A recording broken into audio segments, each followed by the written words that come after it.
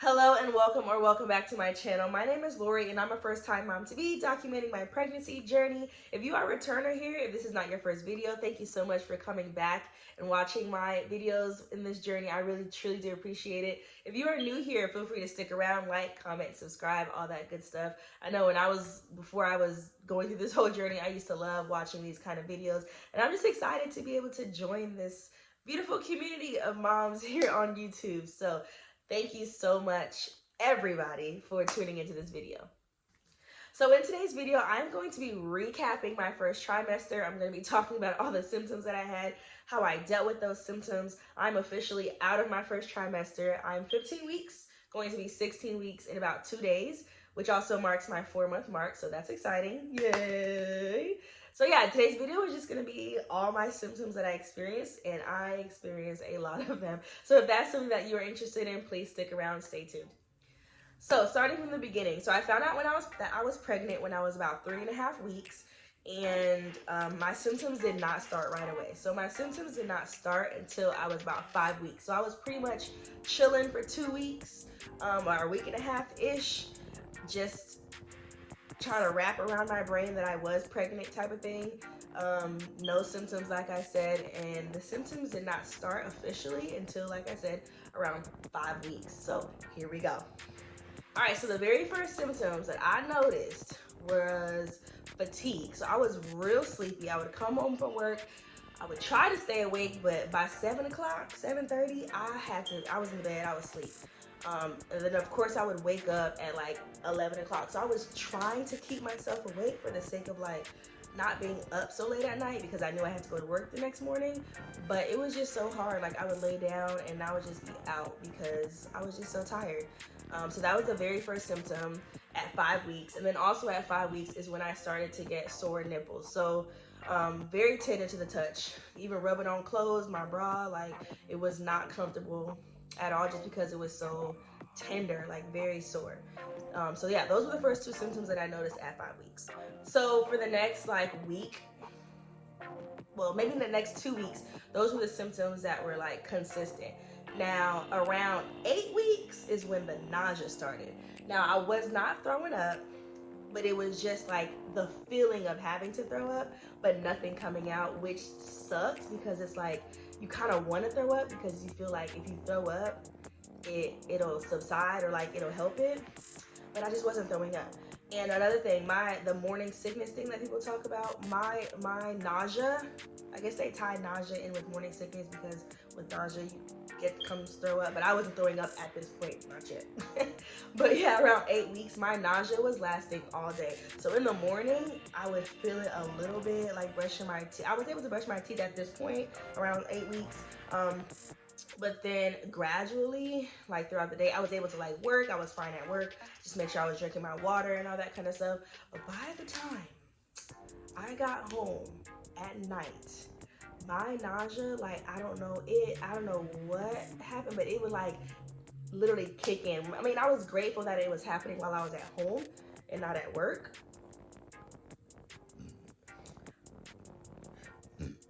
But it still sucks. Like, just to be honest, it still sucks. My nausea would kick in. I literally would just like, I just have to lay down. Well, I would try not to lay down because I read that laying down kind of makes it worse. So, but then being up and moving, it was like hard to do that too, because think about like having nausea and then being tired on top of that.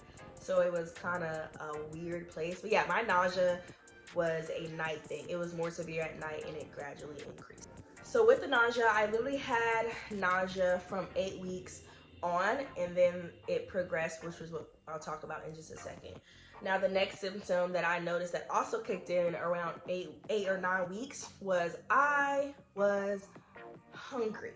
I had to eat. Like I had to eat. But the thing was, I couldn't eat big portions. It was like I could eat little like a bowl of something and then a snack and a bowl of something, but I would have to eat, like even to the point where I would get up in the middle of the night, or I would be woken up by whatever, the hormones or whatever, and trying to go back to sleep, I could not sleep because my body, my stomach was like, go get some food, go get some food. So after a while, I started having like snacks beside the bed because I didn't want to get up and go in the kitchen. Now the first like 2 nights, maybe 3 nights, I was getting up and going in the kitchen to find like a bowl of cereal or something because I was just so hungry. And I just can't explain why. I don't understand that, but yeah, hunger was my next symptom that kicked in around 8 to 9 weeks. Severe hungry, hangry was what was happening. Yeah. Now also around this time, 8, 9-ish weeks, I started to get food aversions. But the only food aversion I could not eat, I couldn't smell it, eat it. When I saw it like on my social media or anything, somebody cooking it, I could not look at it, was seafood. Okay. And I love seafood. Like, I love seafood boils in the bags, but I literally could not eat it. And I was so sad because, like, but I just could not. I just couldn't eat it. And I used to eat salmon at least twice a week. Couldn't eat salmon at all. Another thing, I could not stand the smell of chicken cooking. Like, I could eat chicken if it was already cooked, but I could not cook the chicken. Like, I don't know what it was, but it was just, ugh. It just made me gag. Like, it was just disgusting. So those are my 2 food aversions that also added on to my symptoms. All right, so now that we're at like around 9 weeks, like I said, I was still getting all those symptoms, but it was like my symptoms were adding on. Like 1 week and I would get a new symptom and then I would get a new symptom. So around like the 10-week mark is when the vomiting started with the nausea. And I wasn't vomiting after every meal, which I'm grateful for because I did hear that some women have, I don't know the name for it. Maybe if I find it out, like put it right here. It's like hyper something. Basically, you throwing up all the time, and it's, I guess it's kind of serious. You gotta tell your OB if that's happening because you can get dehydrated. I wasn't throwing up after every meal, but it was kind of one of those things where I had to like. Another symptom that I had during my first trimester was I started getting very moody and sensitive. I'm normally not a crybaby type of person. I may cry if I watch like a really sweet movie or something like that, but I'm not a sensitive person. But my mood swings were off the chain. Like, this one time my husband brought home this apple juice.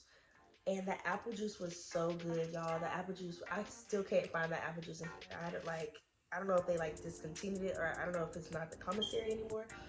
But anyway, he brought home this apple juice and it was so good. And one night he was pouring, so he's a Marine, and they give them these like big mugs for like different occasions. I think he got this mug for like at a military ball one year. So he had this mug and he was pouring the apple juice in the mug. And I was talking to him, we were in the living room with us, we were talking, whatever. And I saw him pouring the apple juice. And all I could think about was he's going to finish that apple juice. So like, this is kind of embarrassing. I started crying because I thought he was gonna finish the apple juice. And he was like, what are you crying for? And I was like, because you're about to finish the apple juice, can you please stop pouring it like that? Like, stop pouring. So much. He was pouring that apple juice, y'all. I remember he was pouring that apple juice, but he wasn't gonna finish it because there was a lot of apple juice left. But it was still, it's like, that's just an example. Like, just moody for no reason.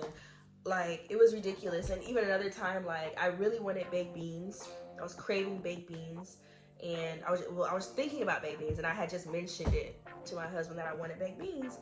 And maybe like a couple hours later, we were ordering food, and he had picked the place. It was a soul food place here. But I got so happy because this specific place has baked beans.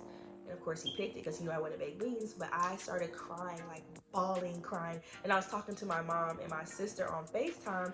And they were like, what is wrong with you? Like, what's going on? Why are you crying like that? And because I'm about to get baked beans. I really want that baked beans. Like,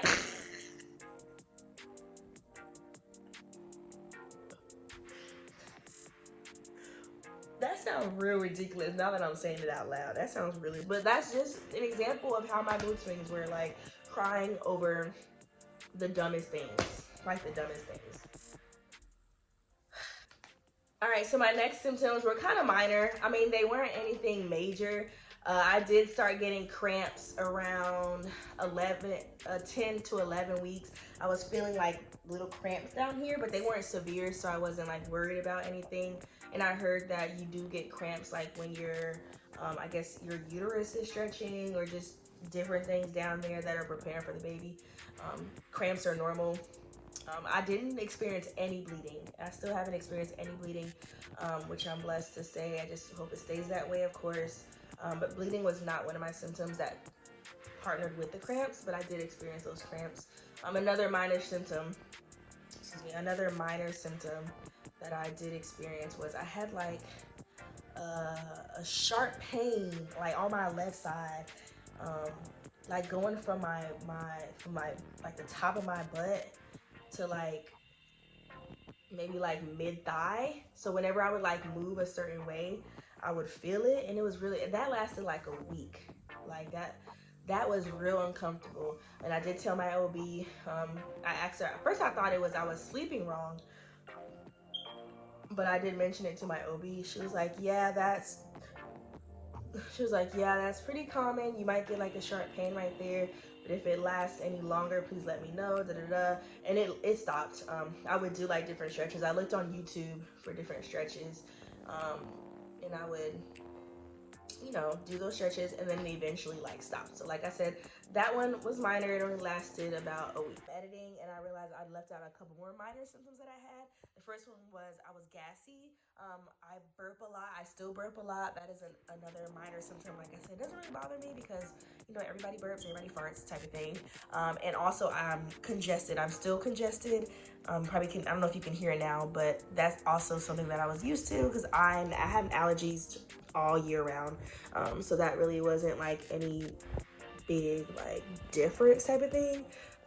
So yeah, those two. And then also very thirsty. Like I keep this jug of ice water, and it has to be ice water near me because my throat is just always dry, and I'm just always thirsty. So yeah, those are the 3 more minor symptoms that I just wanted to add into this part. Okay, back to the video. Now my symptoms peaked at 12 weeks. So between 12 weeks and 14 weeks, like that 2-week window, that was when my symptoms were the worst. And when I say worst, the throwing up started. I could not keep food down, or the throwing up intensified, I would say. Whereas in the beginning, I would throw up maybe like once every like 3 days. Around like 12 to 14 weeks, I was throwing up at least once a day. That was hard because it was like I didn't know which food I could tolerate. One day I would want pizza and I would be fine eating pizza, and the next day I couldn't eat pizza, which that one came back, by the way. I just tried to have pizza last night and it was disgusting, which I'm upset about because that pizza is normally really good, but whatever. So yeah, that 12 to 14 week window was when my symptoms like were the worst, like the worst. Sleepy, my boobs are always, they're still sore. I'm guessing they're gonna stay sore throughout the whole pregnancy. I'm kind of used to it now, like knowing what to put on, what not to put on, type of thing. Like when I'm home, I'm loose and free. Just to be honest, I don't think too TMI, but just to be honest, like just everything's like that, knowing how to cope and everything. But yeah, definitely between 12 and 14 was when my symptoms were the worst. Also during that time, another symptom that I've heard about, but a lot of people don't talk about it, was constipation. Not TMI, I'm sorry. But like, and I was reading up, like, is that normal? Apparently it is. Like for pregnant women, your digestive tract is changing. Everything's changing, first of all, but like it's different. So like making sure that I had enough veggies and fruit, to like regulate. But then at one point my constipation, it was, oh my gosh, I'm not gonna talk about it too much, but that was another symptom that I had. And then another symptom that a lot of people don't talk about is I would take a bath and I would be great, and then like an hour and a half later, I did not like the smell of myself, which was, I don't understand. Like if you know, you know, like if you had this symptom, it was just like, it wasn't even like, well, I don't smell it now, of course. that symptom's gone. But like, I can't even describe what smell it was. It wasn't even like a, ooh, you stank. But it was like something like odor, like a feminine odor that was like coming out of my skin. Like I just could not stand smelling myself. So yeah, all those 12 to 14 weeks, all those symptoms that I talked about in the beginning intensified, and then of course I got those two the ones we don't speak of, constipation and body odor. Those also started happening during that time as well. Now, my symptoms did not start easing up, honestly, until last week. And when I say ease up, they're not all the way gone. So I'm not throwing up every day, at least, but I still get nausea when I'm hungry. I still am hungry, but it's not as severe. I can stay up later. I'm still getting up in the middle of the night to use the bathroom. You know, the usual symptoms that a lot of women have. I'm having them.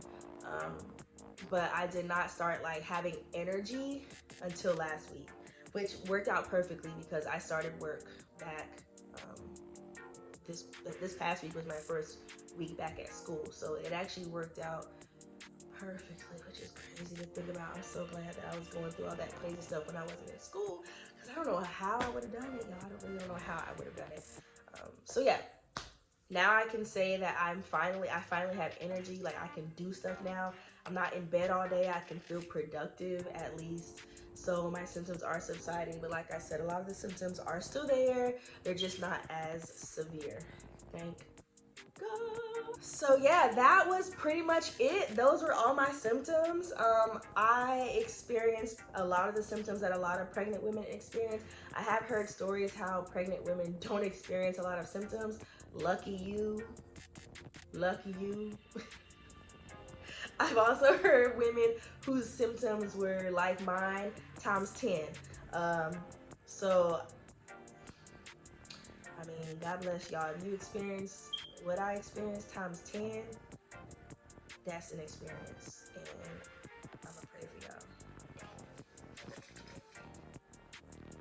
Alright, so that brings us to the end of this video. I'm going to do a quick bump update just so you guys can see where I am at 15 weeks.